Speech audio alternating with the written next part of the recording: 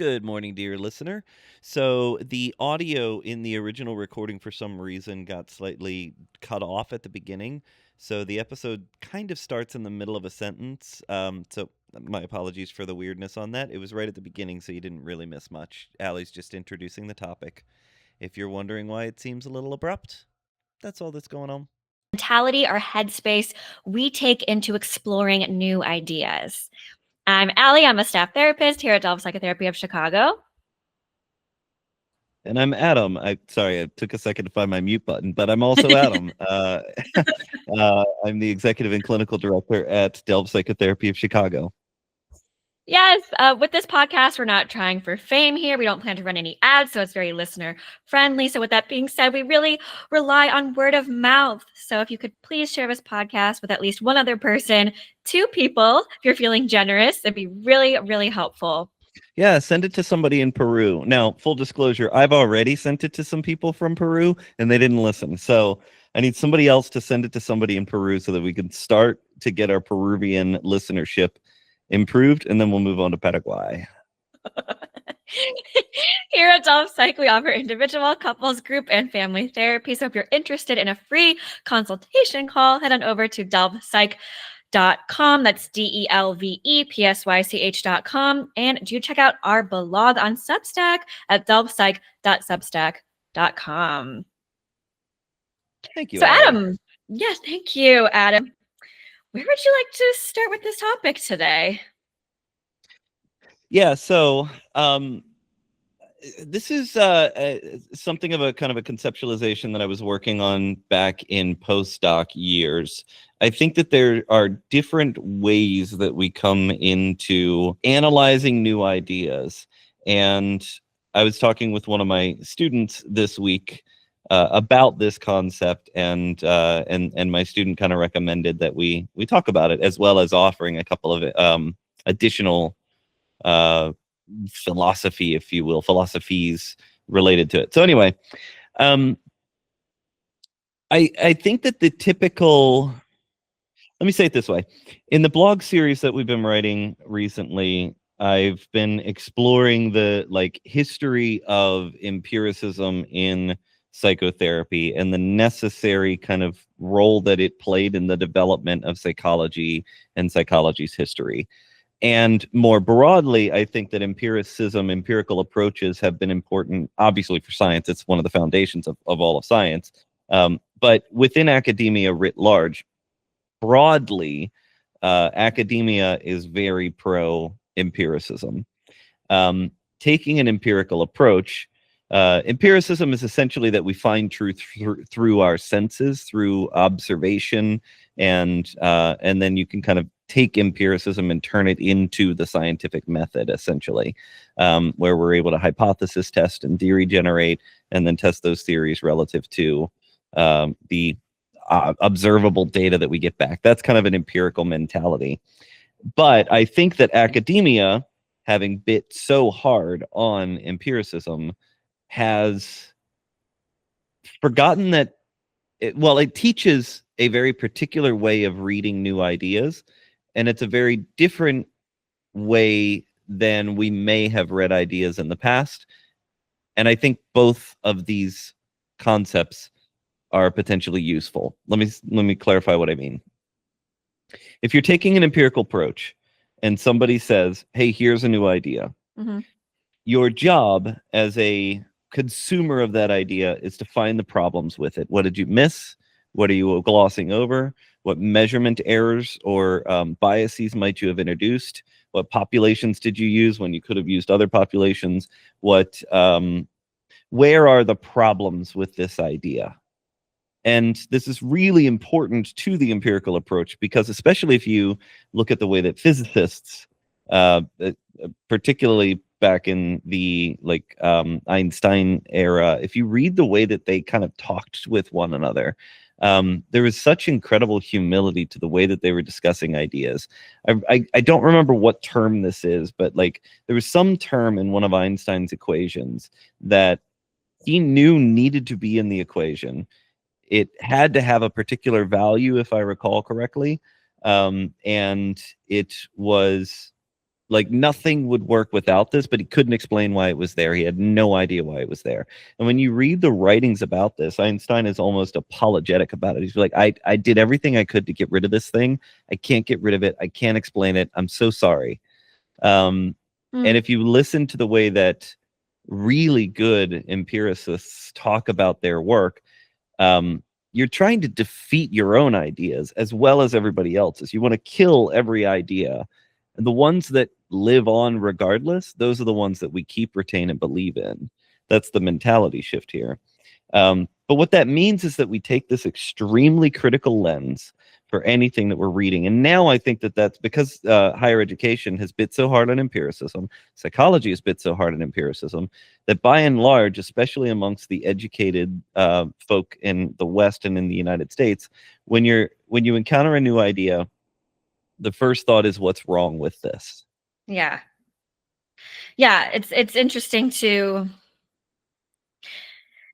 take that approach of like, oh, here's this new idea. Okay, like what's wrong with it? What holes can we find in it? How can we make this so that this idea is like wrong? Which, I mean, I think there's like value in that, because yeah, if like all of this skepticism is poking at this thing and it still holds up regardless of all of that, then you really have something. You really have something, yeah. And that's why that mentality is so important, right? Somebody comes to you at the end of the day and they said, I did everything I could to kill this thing. It's still here. I don't know. I guess we just have to believe this. Huh. Yeah. Because I think that there could be like, if you take the opposite approach of like, oh my God, this, and you're not humble about it, and you're like, oh my God, this idea is so great, and you're just looking, you have a bias to like look for things that just like support your idea versus things that would be against your idea, then you can miss some problems with it, and that can be problematic down the road in how you apply this idea, and like who can be affected by this idea that like we didn't actually look at critically. Absolutely. And that's confirmation bias, essentially, that you're Right. describing there. If we engage in confirmation bias, we come in with a preconceived notion and we just look for the evidence of that preconceived notion. And generally speaking, if you want evidence for your idea, you will find it. It's one of the problems with AI right now is that, typically speaking, the sycophantic kind of approach that it takes, trying to make you feel better, trying to just like kowtow to you, will mean that it will tell you what you want to hear, which is going to be confirmation bias. This means one of the better ways to use AI, if you're trying to get to something that is true, observably, demonstrably true, is you give it an idea and you say, tell me what's wrong with this, not what's right with it, not isn't this right. You say, why is this wrong? Yeah, so the AI is not really going to challenge you or go against you. No, that's not good for retaining usership. Can you imagine the AI like getting in a fight with you and saying like, you were wrong, you were biased, and you need to stop, right? Like, why would you continue to pay it? Yeah, the person would be like, F off. Okay, I'm not coming to you anymore. Yeah. So, but I think as I framed this, I was saying that that mentality of criticality, of skepticism, is the kind of empirical and I would say broadly academic approach. But I kind of posited that there is another approach, and I suggested that it's valuable. Okay. So the way that I tend to think about this is that when you read something, if you're taking that empirical, critical, skeptical, academic approach to it, you're typically going to try to read against it.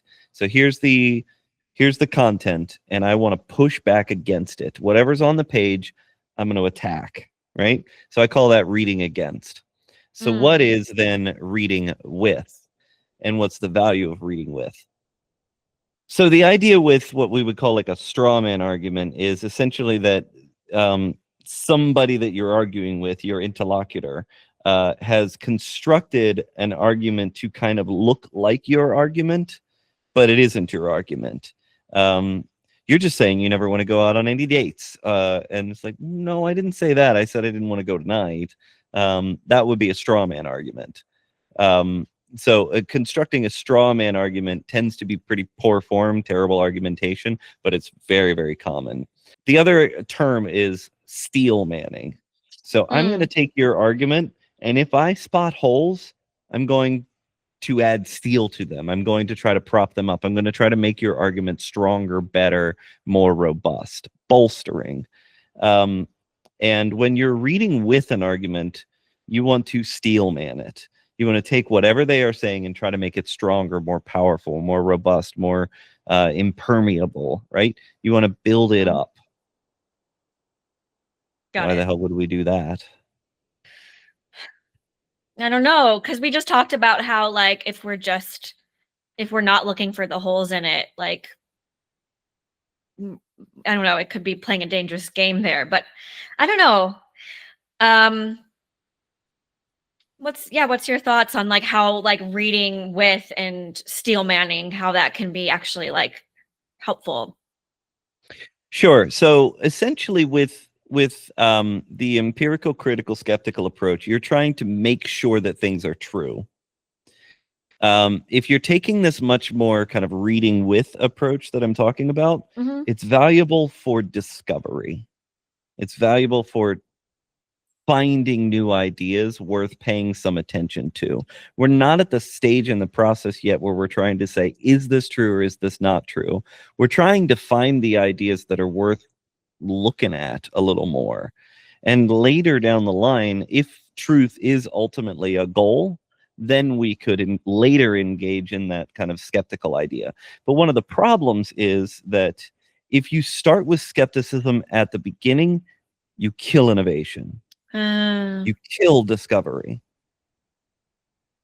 Yeah, we need that sort of, like, hopeful, exploratory nature in order to get some of these ideas even, like, off the ground in the first place. If we just, like, poo-poo ideas right away, then we're not going to get anywhere with innovation and new ideas. So I see what you're saying.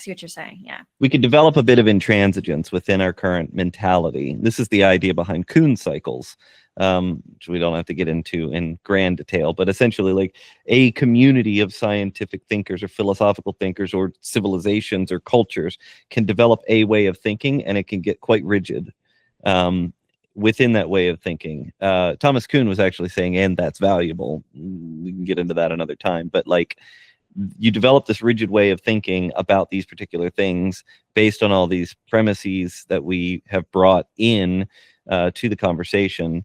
And it's difficult to break out of that. It's difficult to break out of that mold.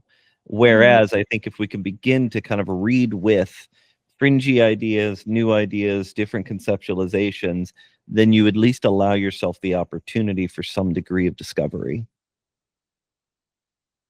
Yeah. I like that idea. Do you have any other thoughts of how listeners out there can apply this to their lives when they're reading new ideas and taking in new ideas? Yeah, absolutely. So what I would say is, firstly, I think you have to reflect on your mentality. If you tend to be a very critical, skeptical thinker, if you see something on the internet and you think, well, why is that bullshit? Then have some humility potentially and start to kind of open up your mind to the possibility that there might be some there, right? Alternatively, if you tend to just believe whatever, then beginning to develop some skepticism could be quite valuable. Ultimately, we need both of these skills. And it's helpful to reflect on, what am I doing now? What am I, like, in the present moment, which of these kind of general approaches am I taking? But it's also really valuable, I think, to pay attention to, what is this for? Am I going to begin to make policy decisions based on what I'm reading right now? Am I going to make health decisions for myself or my family based on what I'm reading right now? Will I, like, am I going to make big decisions that have real outcomes based on the content that I'm consuming? If yes, you need to be critical, you need to be skeptical, you need to read against, you need to seek truth. But if no, we're fucking around, we're looking at ideas, we're just turning things over, and, like, could this be true? I don't know, possibly. How would it come to be true? Like, what would need to be true in order for it to be true? That's steelmanning. Yeah. Yeah. So if we're making really important life decisions that could have consequences, um, yeah, let's read against. Let's be a little critical. But otherwise, I think there can be like, I don't know, it can be really inspiring to like get excited about new ideas and see, okay, how can this be possible? I mean, I think like the human spirit needs that. And that's how like all new great ideas and how we've really moved forward and progressed in human societies, like from like steelmanning, I think, and having that sense of like, oh, how can this be possible? So Yeah, absolutely. Now, if you'll notice, the majority of the time when we do something like Instagram reels or something of that nature, we largely take a pretty steelmanny approach. 2 episodes back, we were looking at that Instagram reel that was predominantly like, don't text your friends with depression. How are you doing today, or uh, something like that. And largely we wanted to like take that concept, don't do this thing, and say, well, why don't do this thing? If we were to read against that, if we were to be critical of that, we could say something along the lines of like, uh, look, I think showing a gesture of care within whatever your capacity is fine. And if it's not your job to fix the other person and blah, you could see how easily we could kind of like push against that idea. But of the two approaches, one where we take that critical approach, or the other, which we did take, which was like, well, why is this person saying this? And where is their merit in what they're saying? And how can we take what they're saying and kind of like build it up even more so? Which one helps us with idea generation, having options and flexibility to potentially respond to this particular challenge, right? Like if we read against it, then we're left with one option. Do whatever you're doing. It's fine. It's their job to fix themselves. If we go the other direction, which we did, and really kind of expanded on that post and the ideas within that post, we got a lot of ideas. We got a lot of options available to us. yeah, absolutely. Like saying, oh no, don't do that. That's a dumb idea. Okay, where do we go from there then? like reading with that person, being on that person's side that made that Instagram reel, and being like, okay, where's their merit and validity in what he's saying, and how can we be on this guy's side? And maybe we make a little tweaks to his argument here or there, but like generally, like how can this be right? How can we see from his perspective here? And yeah, it's a much more like expansive feeling versus like contracted feeling of like, oh no, this is a dumb argument. Like, okay, where does that leave us? Absolutely, absolutely. And if you remember right, we also did something quite similar when we came to his definition of depression. He offered a very narrow definition of depression. And if I recall correctly, our response was essentially like, I mean, do we completely buy that as the absolute definition for all depression? Probably not.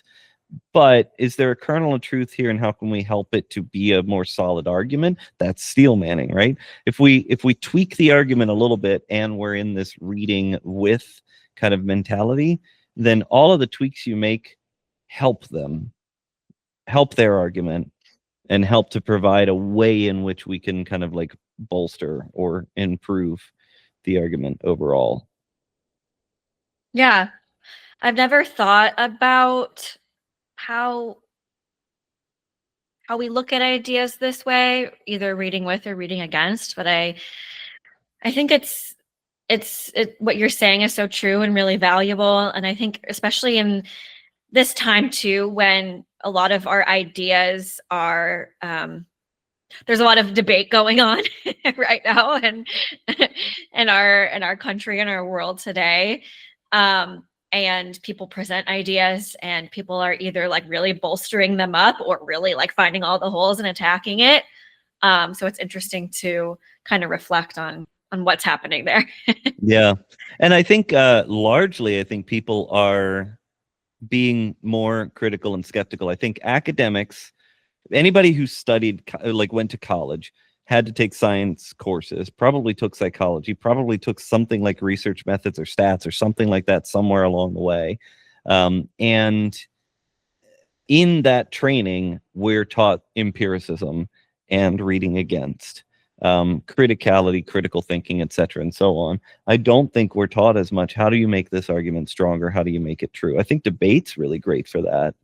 But also, I want to point out, so my student told me that I could credit them. So this was Lisa Kolbasov, one of my students this year, brought up, they I think they were like a lit major in, or an English major potentially in undergrad, something like that. But they brought up that, again, there's no original thought here. Eve Sedgwick and colleagues have a similar concept within literary analysis that at least Sedgwick posed as paranoid reading versus reparative reading. And Lisa sent me this book chapter called Paranoid Reading and Reparative Reading, or You're So Paranoid, You Probably Think This Essay Is About You.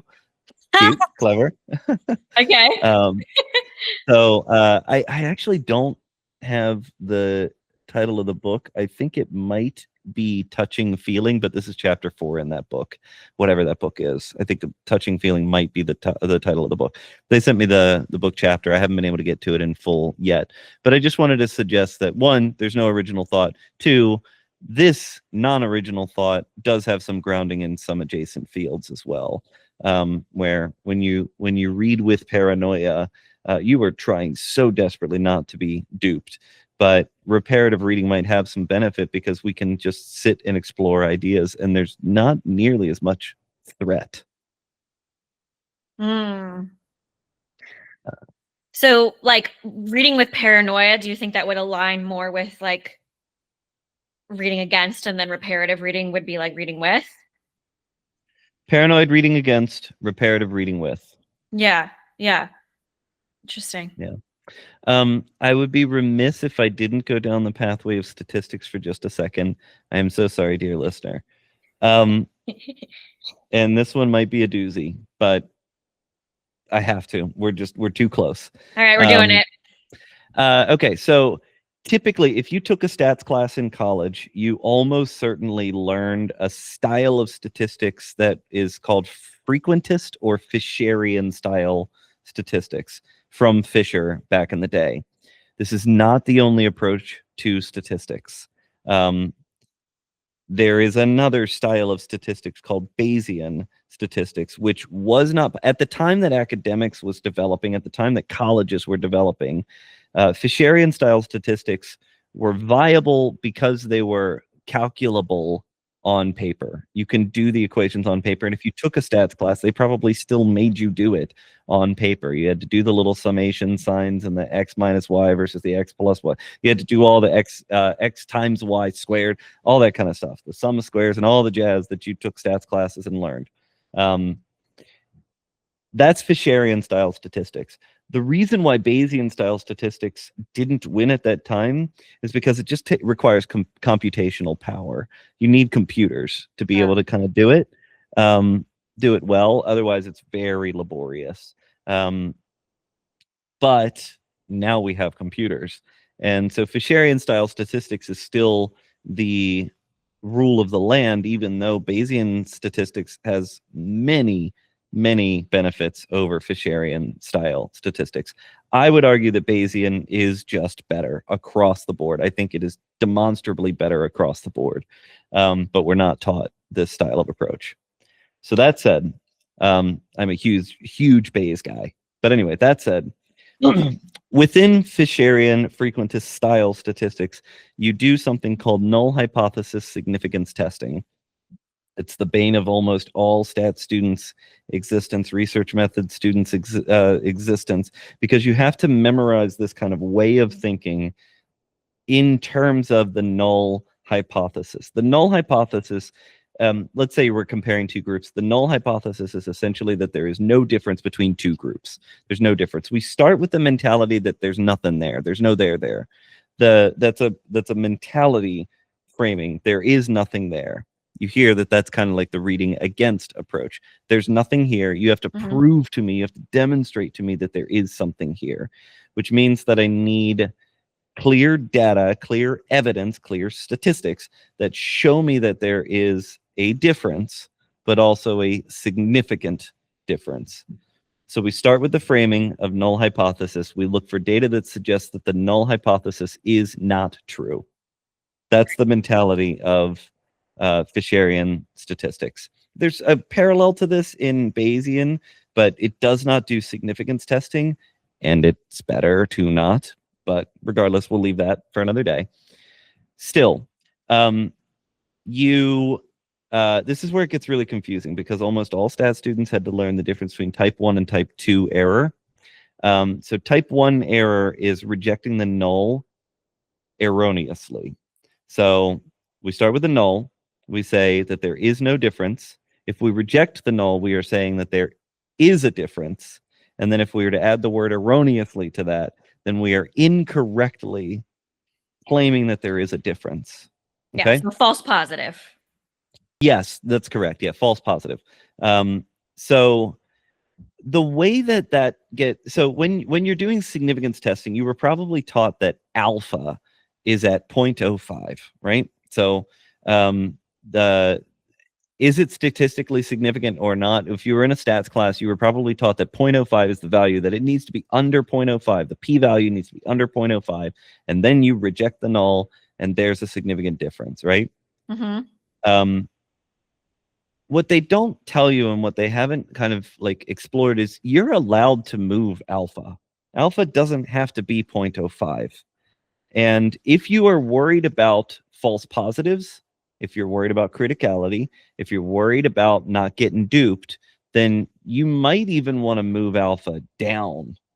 So you move it down to like 0.025, down to 0.001 even, or 0.01.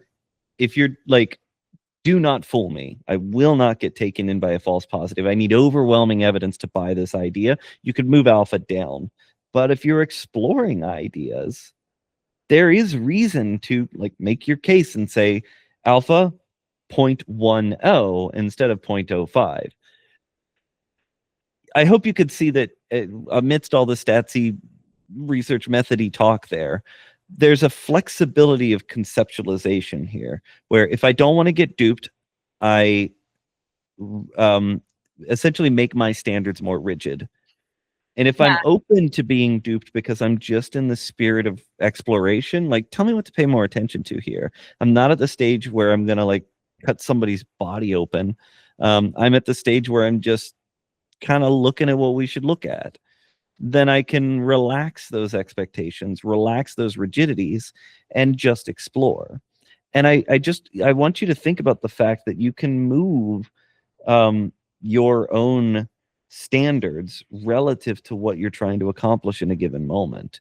Am I exploring, or am I being rigid? So anyone who is still stuck in the land of frequentist statistics, please understand alpha at 0.05 is just a convention. We made it up. You can move it. If you do move it, your PI is probably going to freak out, and the editors might as well, but you just make your case. You say, we don't want to miss something here, so we're going to relax the standard. Or it matters a lot that we get this correct. We want overwhelming evidence to make sure that we do support this thing, so we're going to constrict those standards. Does that kind of make sense? Yes, it's a lot. I could listeners, thank you for bearing with us.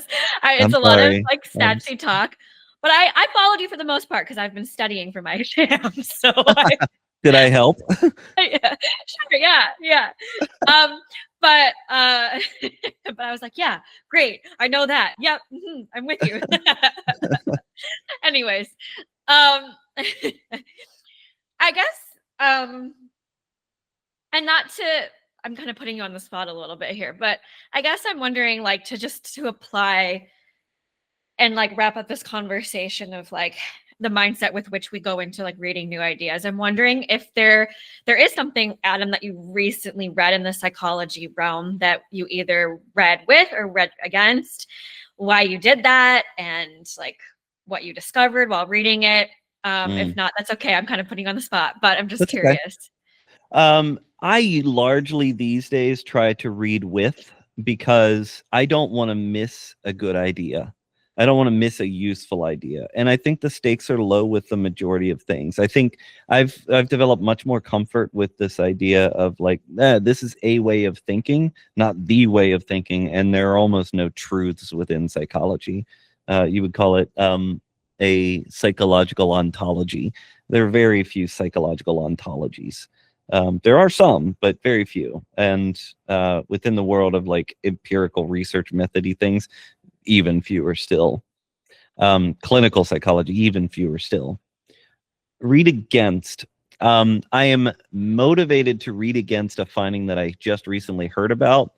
I heard that there's a new paper published that is a bit critical of Leon Festinger's ideas about cognitive dissonance. The ideas around cognitive dissonance make a lot of sense to me, and the original studies on cognitive dissonance make a ton of sense to me, and I do think about people in these ways, and so I feel myself very motivated to read against this particular article. And because I've still got that motivation, and I think I'm like emotionally not ready to dig in yet, I've been avoiding it all a little bit. But at some point, I need to look at what they're actually saying. And the goal there would be to have enough humility to say, I love this idea of cognitive dissonance, but they put a lot of work into articulating a counter argument against a foundational idea that I believe a lot in. Confirmation bias would be read against this article. I need to read with this one too, even though I think I'm going to fucking hate it. I need to read with the pushback article, the one that says maybe cognitive dissonance is bullshit. So I'm avoiding all of this. I'm not ready. But see how like when you're a Festinger fan, you're like, yeah, I believe in this thing wholeheartedly. I've like based a lot of my, approaches with clients and how I worked with them based on this idea. I've like espoused this idea to my students, and so you want to like stay in your camp and you don't want to hear anything against it, because then you have to change what you believe in. And so we can and see that we call motivated reasoning. There you go. I don't want to be wrong. I want to preserve my ego. But that what I just said is actually kind of a cognitive dissonance Leon Festinger argument. So maybe it's fine. I don't know. I need to read their fucking article. It destroys my whole worldview. Yeah. Don't have a crisis if it destroys your I know nothing anymore. What the hell are we even podcasting for? I don't know anything.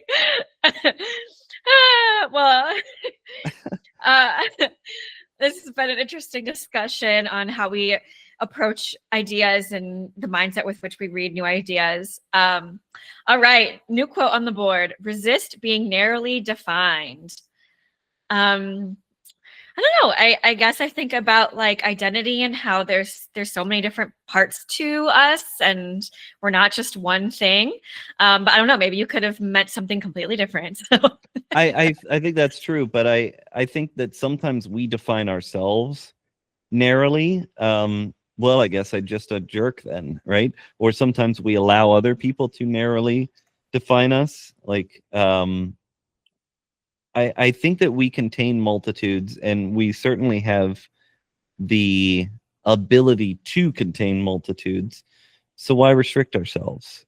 And I think that exploring the different parts of yourself and the different ways that different people view us is really quite valuable. A thing that I do a lot in my work is if somebody's kind of exploring some aspect of themselves, and we believe in this idea that we've talked about on the podcast before, the co-created self, I will send them away with the homework assignment to go talk to people in their world. Like, well, why do they think you're like this? What do they believe about this trait of yours? I did this twice this week. Go talk to your sister. Ask her why you're like this. See what she says. If you trust them, hear what they have to say. So interesting. My mind goes to, I finished an acceptance and commitment therapy book recently, and they talk about how oftentimes like we're defined by stories that may not even be like fully true, or maybe like self-limiting. Like, so for instance, like, oh, I'm just a really anxious person. Okay, if we like really believe that idea and subscribe to it, it can be a really self-fulfilling prophecy, and it kind of like narrows the possibilities, because if you're such an anxious person, then maybe you'll like limit yourself from, you know, doing things that are outside of your comfort zone and growing, because, oh, I'm such an anxious person, I could never do that. Or I'm not the kind of person that takes risks. If you really subscribe to that about yourself, then like you're not going to take risks. So it's less about and how did we develop these stories about ourselves? Probably maybe from our parents, or like, you know, someone told us that we were oh, we're too much. You're like too anxious. You're a problem child. You know, those sorts of things. They can be really limiting if we define ourselves in that way. And so the ACT book was basically saying like, okay, I don't care the stories of like who people have said you are, whatever. Who do you mean to be? You know, which I think goes along with like our definition of like pursuing your goals, needs, and values. Like, who do you mean to be? Who do you aspire to be? What kind of sister, student, you know, wife, friend do you aspire to be? Never mind who people said you are. I don't know. So that's where my mind goes to. Yeah, I think that's that's probably a better argument than the one that I was making. Honestly, I think that was really well articulated. The only small piece that I would add to that, the one place where I tend to rub a bit with ACT, is I think ACT does want you to internally define yourself and bestow that upon the world. And I just add the co-created self piece to that. That like the very ideas regarding who you think you are is a conversation with the outside world. That's the Thomas Cooley stuff. But no, I think that's probably valid. wrong too. And I bet you the same people that took down Festing are going to take down Cooley, and then I know No. nothing. And then Adam's going to have a real crisis, and he's going to message me like, Allie, I don't know anything anymore. I don't know anything. None of us know anything. What is the point? Well, I guess on that note, no, I think both arguments are valid. The one I made and the one you made. I subscribe to both, honestly. I think you can mean to be who you aspire to be and work towards that, and you can get feedback from people that you really trust to help you create your identity. So anyways, yeah. I hope everyone enjoyed this episode of the Delve Podcast. If you're interested in a free consultation call, head on over to delvepsych.com, delvepsych.com, and do check out our blog on Substack at delvepsych.substack.com. And we'll see everyone next time. Hey, Allie. Yes. Bayesian statistics is better. Okay. Good to know.